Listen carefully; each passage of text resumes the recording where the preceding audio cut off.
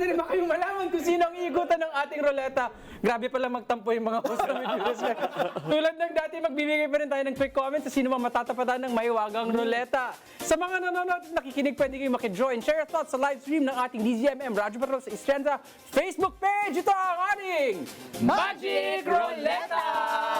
Kain pa ako ng kumelo. Oh, nakikita niyo po ba yung It's time! Maikutin ang Magic Ruleta! At dahil, Lovely, Oo. ikaw ang aming guest. Oo, Okay. pasabugin mo ang ruleta. Say the magic word. Go, Roleta! Oh, Buena mano. Benamano, sino to? Senator pa ba to? Bato de la Rosa, bato-bato sa langit, ang tamaan sa ICC na magpaliwanag. Oh. Ang ganda na, ilagyan dapat ng pa yung pangalan niya, no? Senator pa, Bato. Bato. Dami niyong baon mga jokes, ha? Wait. April Fools kasi. oo April nga, Fools kasi. Meron akong joke. Oh, Ano sige, joke mo? yan. Knock, knock. Who's Who's there? there? Oo. Makakawala na si Rodrigo Duterte. Joke. Okay. Oy, dahil pa ito lang sa tayo Oh, eh. may ikakat na sila. May ikakat na sila. Grabe kayo, belated happy birthday, President. Oo Pero nga. grabe, ha? Abril na. Sana si Bato? Wala pa rin. Pero malapit nang ako hindi ba co-perpetrator na ito? Oo. Oo nga. Pinangalanan na, di ba? Pinangalanan sa dokumento ng ICC, eh. Oo nga eh. So sana mahuli na siya sa lalong madaling panahon. Sa lalong madaling Oo. panahon. That is my Easter Sunday wish. And ako, hindi ako naniniwala kasi may Pasko na muling pagkabuhay. Sana muling magpakita itong si Bato de la Rosa para mahuli na siya ng tuluyan. Sa katunayan, naalala ko tuloy kasi si Bato nga na co-perpetrator, no? Sa pinakahuling survey din ng WR numero, 51% ang nagsasabi na suportado nila na yung mga co-perpetrators o mga kasabwat, kagaya ni Senator Bato, harapin na yung kanilang kaso. Pumunta din sila sa Hague, no? Kasama ni Tatay Digong, di ba? Sama ni Tatay Digong, di ba? Tearful reunion. At saka siya din naman ang nagsabi, di ba, na wherever Digong goes, there he will be. Nangako naman siya, ba't ngayon nagtatago siya? Pero sa tingin mo, nasan kaya ngayon si Senator Bato? Nasaan ba siya? Andito siya. Ang sabi nga nila, di ba? Pebbles. Hindi naman talaga ito do bato. Pebbles. Kasi hindi na wala naman tapang, di ba? Pebbles. Pebbles. Tiny pebbles. Okay. Ikaw na, Lovely. Sinong susunod natin? Yes, go! Roleta!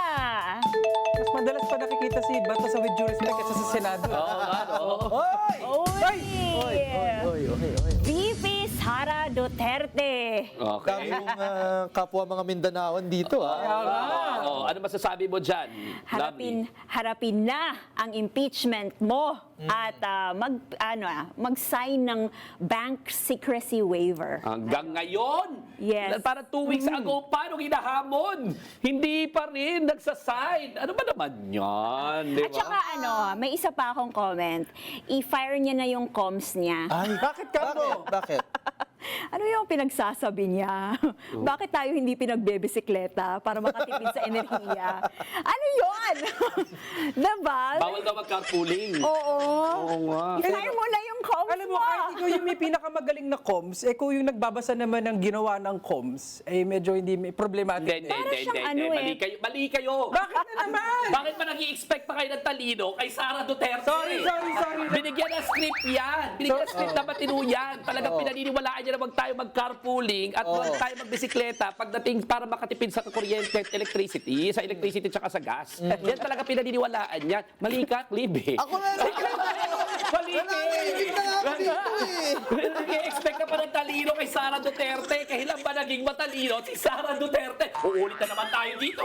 Uulit na naman. Nagtutusan naman tayo dito. Clive. Na-set up na naman ako. Sige na. Hindi, kasi hinahamon kasi ni Lovely, di ba, si VP Sara ng isang debate. Para Bisaya sa Bisaya, di ba? Mindanao sa Mindanao. Debate na si Lovely, nakasama namin ito sa Davao City, Diba? Noong nagdebate kami sa National Debate Championships hosted by Ateneo de Davao So, University. kung ngayon nandito, kadibati mo si VP Sara, ano yung unang tatanong mo sa kanya o sasabihin mo sa kanya? VP Sara, kumusta ka na? Charot, di ba? Siyempre, kailangan warm up muna. Okay. Kamustahan. Ano ang warm up? Anong warm up? Oo, atake mo. unang Warm up atake attack mo? mo. Oo. Ay? Hindi ako Hindi atake, prepared doon. unang tanong. Unang tanong, Oo. kumbinsido ka ba na ang drug war ng tatay mo ay talagang successful?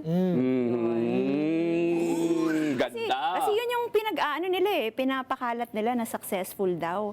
Pero nung si BBM na ang pumalit, lumaganap na daw ulit yung mga ang Illegal daming- drugs. Oo. Oo. But data shows otherwise. Yes, Oo. exactly. At saka ang daming buy-bust ngayon sa Davao, ha? Ang dami lang tinatago doon. Oo. So, Hindi totoo. No, hindi totoo. Tsaka band-aid solution talaga yung ginawa nila, Yes. di ba? In fact, ang sabi nga, ineliminate lang yung competition kasi doon sa kanyang impeachment, makikita raw sa kanyang bank accounts na Exactly. merong mga sources na mga well-known drug personalities na consistently nagde-deposit doon sa kanyang bank accounts. Yan Ayun. daw makikita, abangan ng mga susunod na kabanata. Sarap ng Davao Pomelo. Okay. Okay, Go sino na kayo ba? susunod? Okay. Go, Roleta! Sunod. Ay! Lovely Okay, talaga. lovely. Pinaghandaan namin ang ruleta para sa iyo. Hoy, scripted ba to? May sariling pagpapasya ang ruleta, di natin yan nadidiktahan. Hindi natin yan nadidiktahan. Kasi di ba may bomba yung pangalan mo, ang pasabog din yung ruleta natin. Correct. So, sino ba yan? Tatay Digong in the ruleta. Yes, former President Rodrigo Duterte. Belated happy birthday, and may you spend more birthdays sa ICC. Yeah! Hindi, pero ano daw makakalimutin na daw si Tatay Digong. Ay, hindi ako Pwede bang naniniwala. sa Bisaya mo batiin? Ano yung message mo kay Tatay Digong? Paano Bisaya sa happy birthday? Uy, nakalimutan. Maayong adlaw na tawhan, pero belated. So may belated sa Bisaya. Belated, maayong adlaw na tawhan kanimo. Hindi ko siya tatay, yes. Og unta, taas pa ang imong kinabuhi para pagbayaran ang imuhang mga kasalanan. Ayun. Ayun. Happy birthday. Day to you. Happy birthday to you. Happy birthday, happy birthday, happy birthday to you. Mula sa due respect, 1, 2, 3, may you spend the rest of your life in jail. Rodrigo Duterte. That's our one and only birthday wish. One and only birthday wish for you. Alright. You deserve it. Okay. Baka kami kumanta pa ulit, may go ruleta. Tama na, tama na. Go, Roleta! Uy, ano to? Teka lang, ano ito? Ano ito? Ano ito? It looks like a map. Ano ba to? Yes, ang mapa ng Jensan. Batiin mo naman ang mga taga-Jensan. Magandang Jensan. Ulitin ko Magandang Jensan. Hindi ka naman maganda. Alam ko na sasabihin nila Parang Yan ang bago yung maganda. bati na yan, pwede ba bang batiin din ng mga taga Jensen Dino? Well, alam mo, Paano yung magandang Jensen? magandang Jensan. Hindi, one of the best places I've been to, yung Jensan. Ang sarap ng seafoods talaga. Yes. Diba? Ang ganda-ganda. Grabe na rin yung mga developments, no? So, talaga, merong isang lovely na nanggagaling sa Jensan. So, saludo naman tayo sa people of Jensan. No? Pero ikaw, Saludo pa rin naman ako saludo sa pa people of rin. Merong mga General Santos. ilan-ilan na mga nagtotroll sa'yo from Jensan ba? Actually, marami-rami sila kasi lalo na yung mga solid Duterte supporters. Pero marami na rin naman talaga ang bumoboses at sumusuporta sa mga, syempre, pag-resist natin sa mga Duterte. And they're, we're being flooded with support. So, ano? Silent lang yung iba, pero bumoboses sila sa kani-kanilang circles. Yeah. So, ano masasabi mo dun sa mga, yun nga, no? Para kasing lovely ang tingin natin, no? Dahil nandito ka kasama natin sa With Due Respect na binabasag mo yung pagtingin na pag taga Mindanao, dapat Duterte supporter, yung solid South, no? Pero may marami pa rin mga kababayan natin sa Mindanao, medyo kinakabahan, natatakot, di ba? Ano masasabi mo sa kanila? Ano mensahe mo sa kanila? Tapos na yung mukbang yan, ha? Ay, ang sarap eh. Iba na segment, ruleta na! Kahit kausap niyo siya, di ba? Ruleta na! Roleta na. Okay.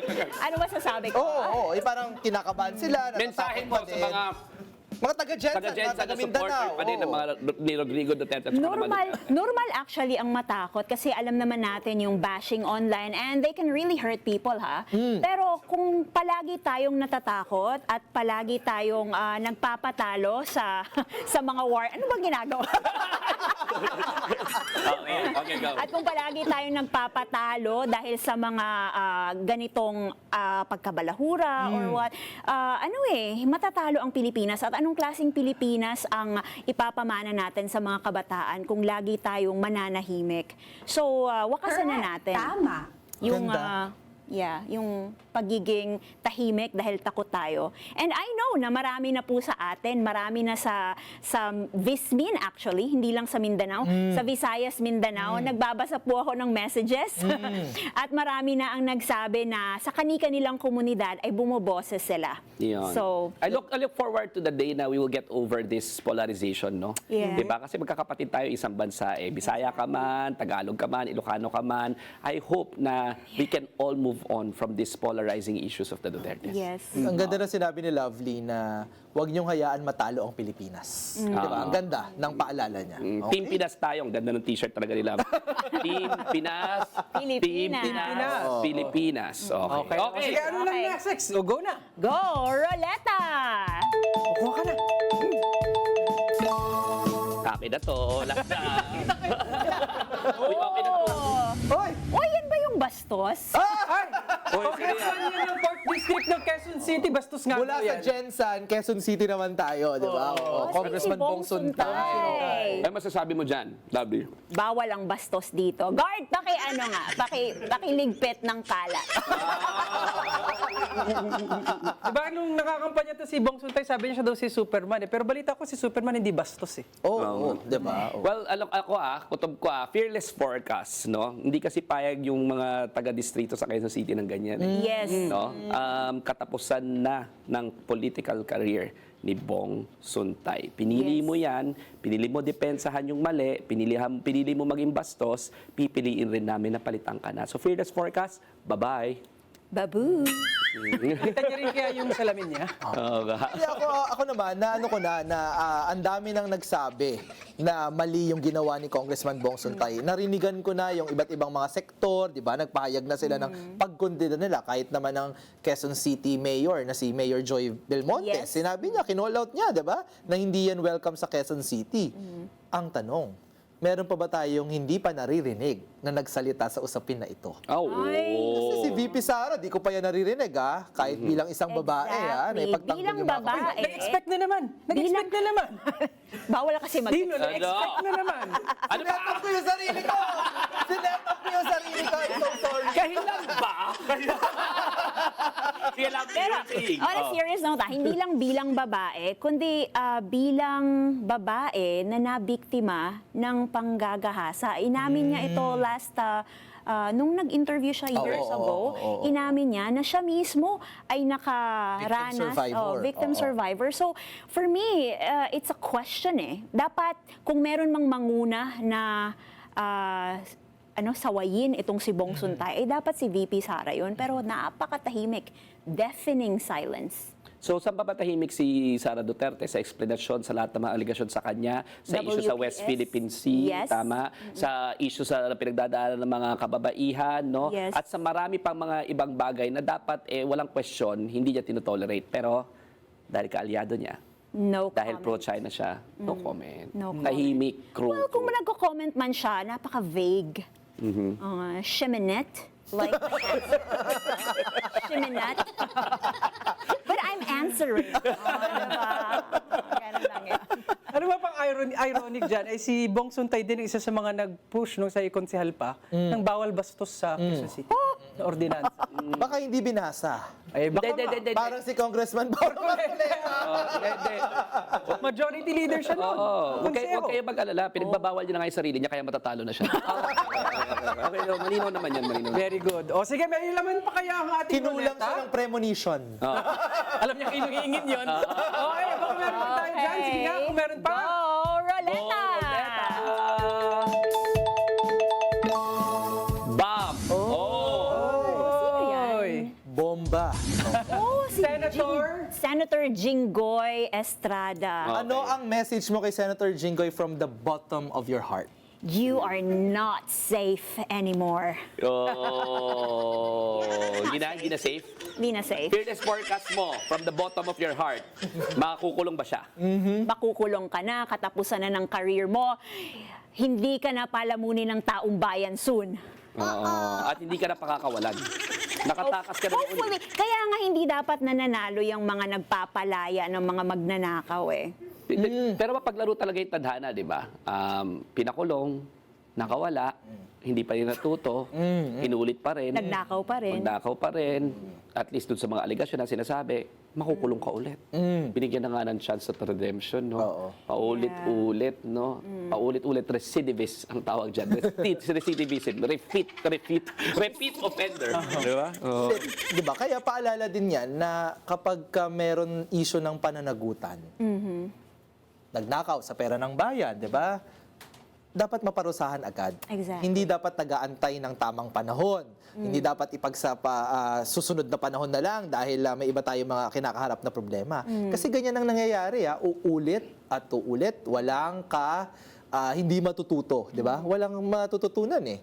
Tatakbo ulit, mananalo, di ba? Tapos gagawin lang ulit pag nanakawan yung taong bayan. Well, nangyari naman sa kanyang ama niya yan, di ba? Di ba? Ano na kitang-kita na yung mga mansion niya sa Polk Street, di ba? Noong mga panahon ng impeachment, kitang-kita na yung kapareho na pirma ng cheque, pinakawalan ni Gloria Macapagal Arroyo, tumakbo ulit City of Manila, and binabo yung City of Manila. Di ba?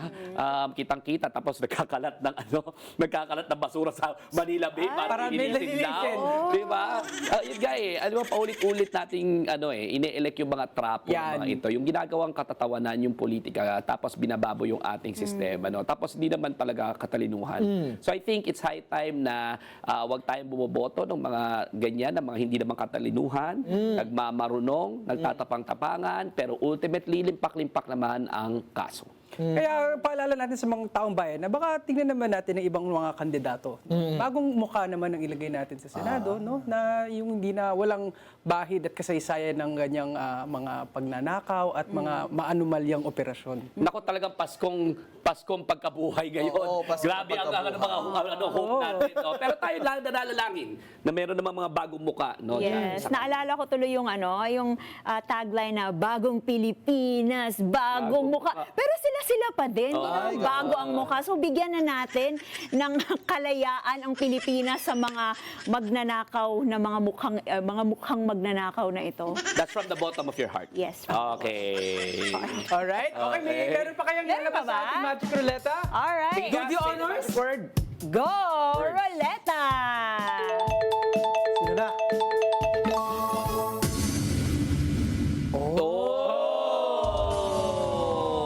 Kasi sabi mo, gulong ng parang ang buhay, parang gulong, Gulong ng palad. diba? Oo, mapaglaro ang Mapaglaro. tadhana. Si Dating Vice Parang- President, Oo. Yeah. Lenny Robredo, ngayon Naga City Mayor. Yes. Oo, lovely. Ano ang ating masasabi? Ha?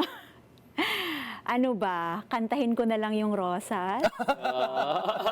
At hindi ako magpapahinga hanggat hindi muling maipagmamalaki ang what? Ano yun? Maipagmamalaki ang pagiging Pilipino. Pilipino. Ito yung kanta na lagi kong sinasabi, hindi ko nakakanta ng talagang dire-diretso kasi nagiging emotional ako.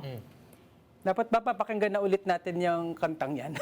Oh, well, anong sabi nung sa, 'di ba? Nung huling yung bagong part, yung pinakabagong part, yung pagkatapos ng eleksyon, ang mga namulat Ay, hindi na ulit pipikit. no. Yes. Oo. So, ano ba dapat ang mga pakiramdam natin dito? Ito naman Yes. ilang linggo na pagkatapos ng pagdedeklara ni VP Sara, 'di ba? Natatakbo siya sa 2028 na pangulo. I think inaantay talaga natin na kailangan na si dating Vice President Lenny Robredo, Naga City Mayor, inaantabayanan ka na ng aming mga ng iyong mga taga-suporta, 'di ba? Ikaw ba, Lovely? Sa tingin mo ba dapat tumakbo sa 2028 si VP Lenny? Yes naman. Actually, kahit sino naman na align sa transparency, accountability, and good governance. Pero syempre, we know naman, in numbers din, at sa puso din ng mga taga-suporta, talagang tinatawag pa rin si Madam Lenny Robredo. Ako, basta naniniwala ako, no, ang pinaka-concern ngayon ng sambayan ng Pilipino ay ekonomiya. Yes. Tumataas ang mga bilihin, 'di ba? Ang hirap ng buhay, grabe yung presyo ng langis, grabe ang traffic. I think ang kailangan natin ekonomista. Yes. At si VP Lenny Robredo sa University of the Philippines, the foremost economic school. Yes. 'Di ba? At the same time, kailangan rin natin, 'di ba, pagkatapos ng mga flood control scandal, pagkatapos ng kita natin ang daming korap, pahirap sa Pilipino, malinis. Yes. Walang bahid, no? So nananawagan ako, and I'm openly calling right now sa Pasko ng Pagkabuhay. Sana mabuhay ulit yung movement. Yes. VP Lenny, patuloy kaming naniniwala sa iyo, no? Our appeal is hopefully you give it one last try. We will fight with you for the soul of this nation. Baka nga kulang lang ng, baka paalala din natin sa mga taong bayan na baka naghihintay lang din naman si VP Lenny na talagang lakasan natin ang panawagan natin na kung gusto natin ng ganyang klase ng pagbabago sa leadership, baka kailangan din nating lakasan ang ating boses na, Ma'am Lenny, baka naman, tumakbo na po kayo. Baka nag-aantay lang ng bus si VP Lenny.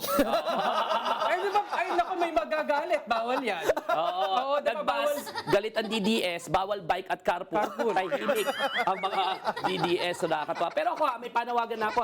Nanawagan na ako noong nakaraang linggo. No? Ano yan? Ano yan? Patuloy tayong manalig na sana si VP Lenny magkaroon ng lakas ulit, di ba? At saka ng determinasyon to lead the movement. At sana muling tumakbo, magsuot po tayo ng pink every Friday. Pink Nanawagan po kami, VP Lenny, sana muli kang tumakbo. May Pink Fridays pala. Actually, pink yung socks ko.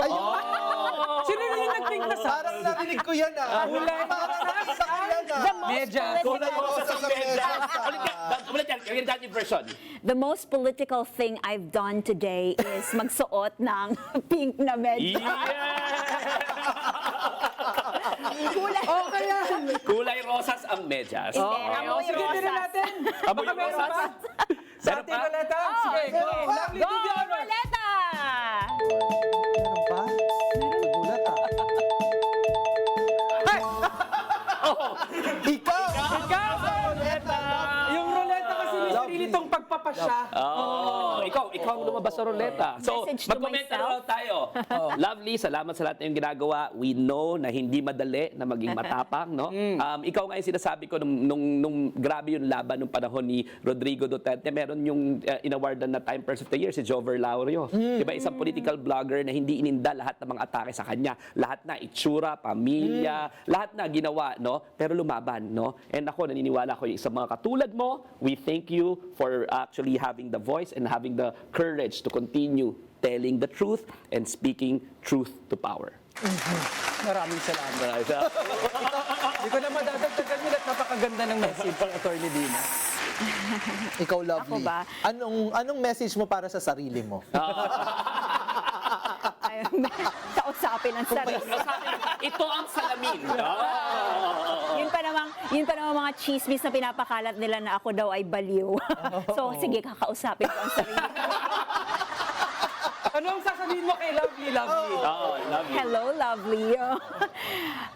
Let's keep holding the line. I will keep holding the line and hindi ko actually alam kung hanggang kailan ako magpapatuloy. Pero ang alam ko, malinaw ako sa aking goal at hanggat may mga sumusuporta, actually, second na lang yung may mga sumusuporta. Malinaw ako sa puso ko kung ano yung gusto ko para sa Pilipinas. Hindi ko sasabihing mahalin natin ang Pilipinas gaya ng sabi ni Sara Duterte. Yan yata yung campaign line niya, mahalin natin ang Pilipinas. Hindi future tense ang pag-ibig sa Pilipinas. Iniibig ko ang Pilipinas. At hanggang may mga katulad natin na Pilipino na nagmamahal sa bansang Pilipinas, padayon ta. Padayon ta. Padayon. Ang ganda naman. Maraming salamat. Okay.